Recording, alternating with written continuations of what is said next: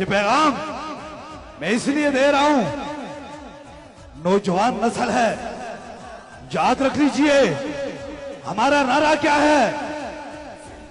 کیا نعرہ ہے؟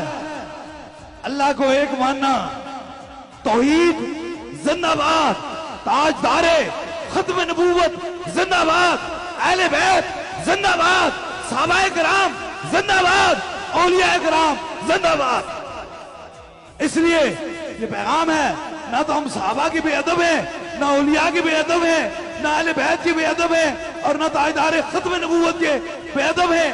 جس کو بھی شفا دیتا ہے میرا خدا دیتا ہے۔ عجیب سا ایک تماشا رچا دیا ہے، تیرے پیچھے اور قوتیں ہیں جو ہمیں آپس میں لڑا رہی ہیں۔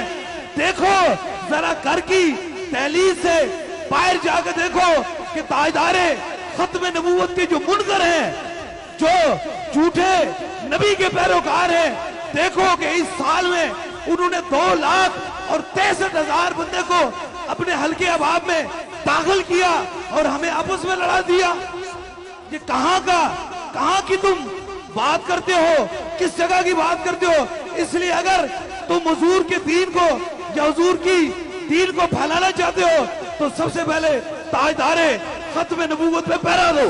تم تو اپنے گھر کی دہلیز کے اندر بیٹھ کر بھی یہ ڈرتے ہو، ختم نبوت کا جھنڈا گھر پہ بھی نہیں لگا سکتے ہو۔ ہمیں کیا تم کہو گے؟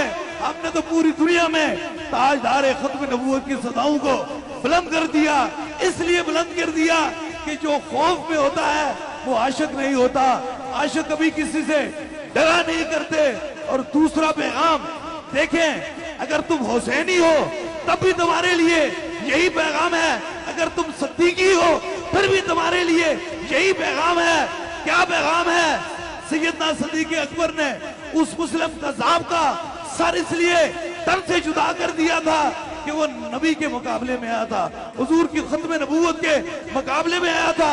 حسین پاک نے کرب و بلا میں اپنے پورے خاندان کو اس لیے رائے خدا شہادت ان کو نصیب ہوئی تھی، یہ پورا خاندان رب کی رضا کی خاطر کٹا دیا تھا کہ یزید بھی ختم نبوت کے سامنے آیا تھا۔ اس لیے تم اگر حسینی ہو تب بھی ختم نبوت کے سپاہی بن جاؤ، تم صدیقی ہو تب بھی ختم نبوت کے سپاہی بن جاؤ۔ جب تک تم ختم نبوت کے سپاہی یا پہرے دار نہیں بنتے ہو، نہ تو تم صدیقی ہو اور نہ تم تو حسینی ہو۔ کبھی صدیقیوں نے ختم نبوت سے پیچھے ہٹے اور نہ کبھی حسینی پیچھے ہٹے۔ اس لیے ہٹتا وہی ہے جو درمیان کا راستہ اختیار کرتا ہے، اور درمیان کا راستہ وہی اختیار کرتا ہے جس کے دل کے اندر منافقت ہوتی ہے۔